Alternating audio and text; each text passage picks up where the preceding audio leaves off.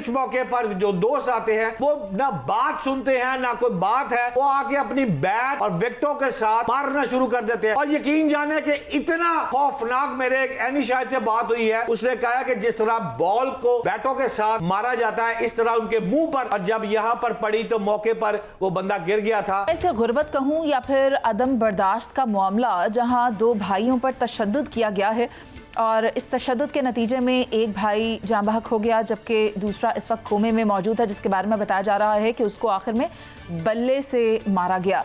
मैं चाहती हूँ कि ये सूरत हाल या ये वाक़या जो पेश आया, शहजाद हुसैन भट्ट साहब उसको पूरी तरह से नरेट करें। जी भट्ट साहब। काबिल एहतराम मुनीज़े, देखें ये वाक़या जिसकी आप बात कर रही हैं, इसकी FIR दर्ज हो चुकी है और FIR के मतन के मुताबिक और मेरी इन्वेस्टिगेशन के मुताबिक दो भाई दूध का काम करते हैं, वाजिद और राशिद।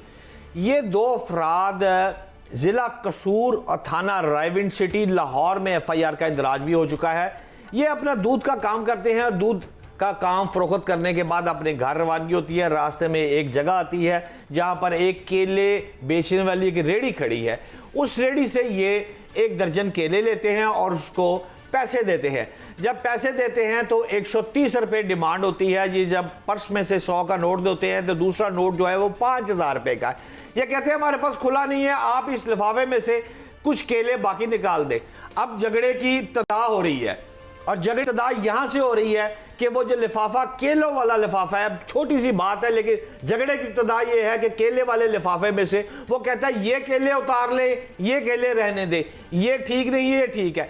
इस बात पर तलखी होती है कि आपने 100 रुपये मुझे दे दिया है, मैंने 100 रुपये के केले देने हैं, 130 रुपये दर्जन है, लिहाजा मैं आपको ये केले नहीं दे रहा, आपके पास 5000 का नोट है। अब लड़ाई बढ़ गई है और गालम गलोच शुरू हो गई है। गालम गलोच शुरू होती है तो तैमूर नामी शख्स और अवैस, ये दो अफराद आते हैं।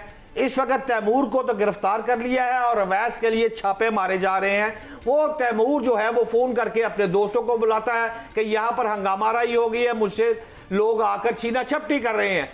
इस मौके पर जो दोस्त आते हैं वो ना बात सुनते हैं ना कोई बात है, वो आके अपनी बैट और विकेटों के साथ मारना शुरू कर देते हैं। और यकीन जाने कि इतना खौफनाक, मेरे एक एनी शायद से बात हुई है, उसने कहा कि जिस तरह बॉल को बैटों के साथ मारा जाता है इस तरह उनके मुंह पर, और जब यहाँ पर पड़ी तो मौके पर वो बंदा गिर गया था जो दम तोड़ गया था। ताहम उसका ऐलान हॉस्पिटल में जाके हुआ है एक शख्स का, और दूसरा भी कोमे में पड़ा हुआ है।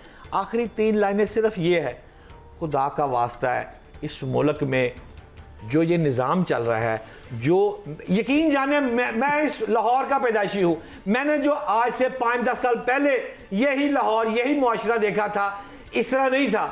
लोगों में अब इतनी बेचैनी आ गई है, ये पता नहीं गुर्बत की वजह से आ गई है, ये PTI की वजह से आ गई है, नून लीग की वजह से आ गई है कि बर्दाश्त खत्म हो गई है। हम हर बात पर खुद को अक्ले कुल कहना शुरू हो गया है। हमें लड़ाई एक सेकंड में मोल लेनी होती है मुनीज़े, और ये वाकया भी इसी वजह से हुआ है। ये तो बड़ी तकलीफ दे बात है, लेकिन बतूल मैं चाहती हूँ कि मैं आपको थोड़ा सा मजीद इसे हाईलाइट कर दूँ। ये जो एरिया है ये रायविंड के करीब एक गाँव बताया जाता है भंभ, और रायविंड आप जानती हैं कि मरकज़ है आजकल। तो जब ये मरकज़ में ही इस तरह की हरकतें होंगी तो फिर इसके इर्द गिर्द की क्या सूरत हाल होगी। हम तो चले थे लाहौर को जापान बनाने के लिए, मगर अगर यहाँ पर ये सब हो रहा है तो फिर बाकी के सूबे का तो अल्लाह ही हाफिज है। जी बहुत अनफॉर्चुनेट है। और मुझे याद पड़ता है कि सियालकोट का इंसिडेंट, जो 2 भाइयों का इंसिडेंट था जिनको मॉब लिंच किया गया था और फिर जाँ बहक हो गए थे और उनकी डेड बॉडीज को लटकाया गया था, और ऐसे लग रहा था आप इमेजिन नहीं कर सकते थे कि किसी के साथ ये सलूक हो सकता है। तो मुझे लगता था कि शायद इस तरह के वाक़या दोबारा नहीं होंगे, या ये कोई पहली नौयत की बात है और कोई ऐसा कर नहीं सकता। लेकिन हमने इससे सबक नहीं सीखा।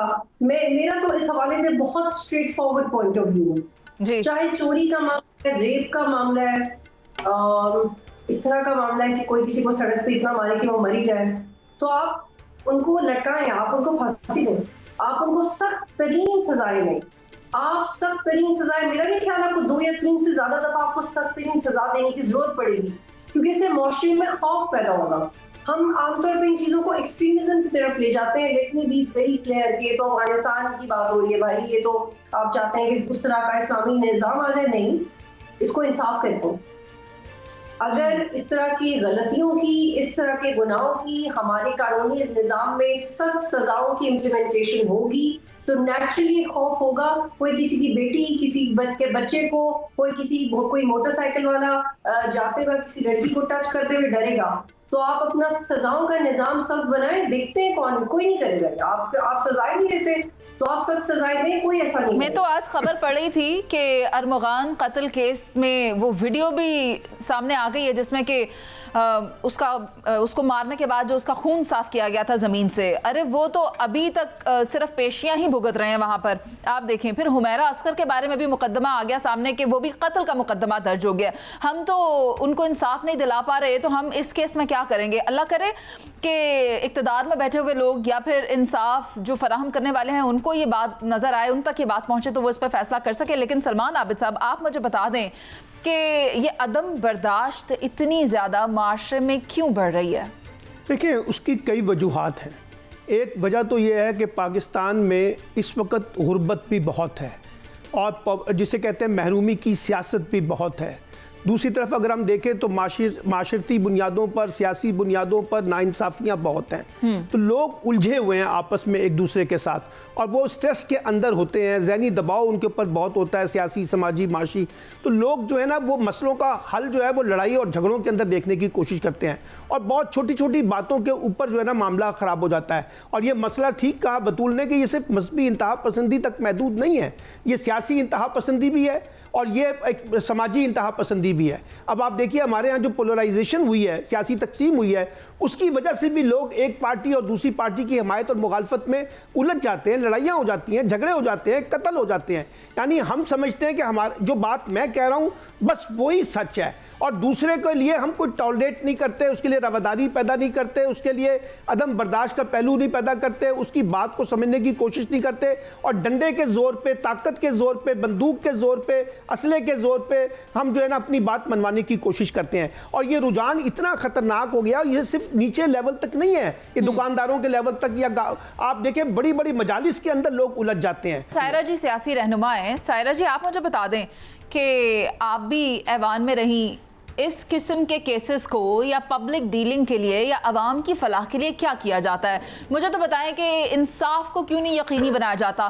कंज्यूमर कोर्ट्स अगर फ़ाल हों तो फिर इन लोगों के मसले मसाइल तो एटलीस्ट सुने जाए ना, हल हो जाए। यहाँ पर तो ये सड़क पर ही खुद ही कानून बने हुए हैं और खुद ही उसका इंसाफ कर रहे हैं।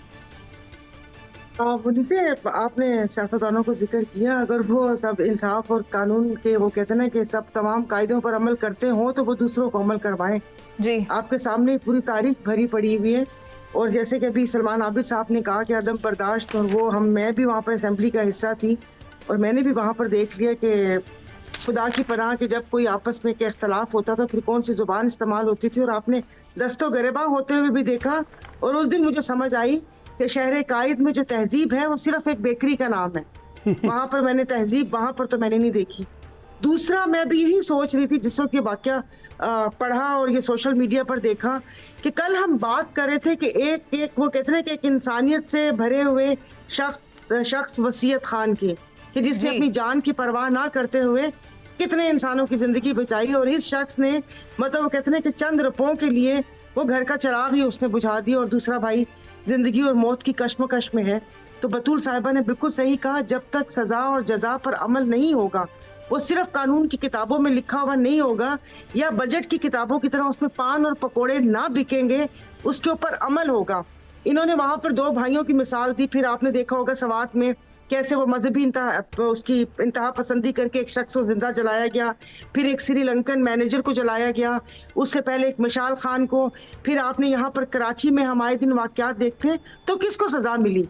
आपने अभी अरमगान केस का वो किया था, उसकी माँ के जख्मों पे नमक पाशी करने के लिए वो वीडियोस बार बार सर्कुलेट हो रही हैं, लेकिन क्या हो रहा है, मुझे तो लग रहा है वो शाहरुख जतोई की तरह विक्ट्री का निशान बनाते हुए जेल से बाहर निकलेगा। मैं ये कहना चाहती हूँ कि ओवरऑल जो हम इस चीज़ को देख रहे हैं, फिल वक्त अगर हम सिर्फ भाइयों की बात कर लें जिनमें से कि एक इस जहाने फ़ानी से कूच कर गया और दूसरे की हालत तशवीशनाक बताई जा रही है जो कोमा में है, अगर सज़ा और जज़ा का कानून इम्प्लीमेंट किया जाएगा, तो फिर तो हम इस किस्म की सूरत हाल हमें देखनी नहीं पड़ेगी, और ये जो अदम बर्दाश्त या ये जो गुर्बत हमारे माशरे में फैल चुकी है ना, इसको रोकने की बहुत ज़रूरत है। अभी एक ब्रेक पर चलते हैं, जिसके बाद वापस आएंगे और बात करेंगे अक़वाम मुत्तहिदा की जानिब से जो स्टेटमेंट सामने आई है गज़ा के हवाले से, उस पर बात करना बहुत ज़रूरी है। दूसरी तरफ पाकिस्तान ने सफारती सतह पर एक और कामयाबी समेटी है, आपको ये भी बताएंगे, लेकिन एक ब्रेक के बाद।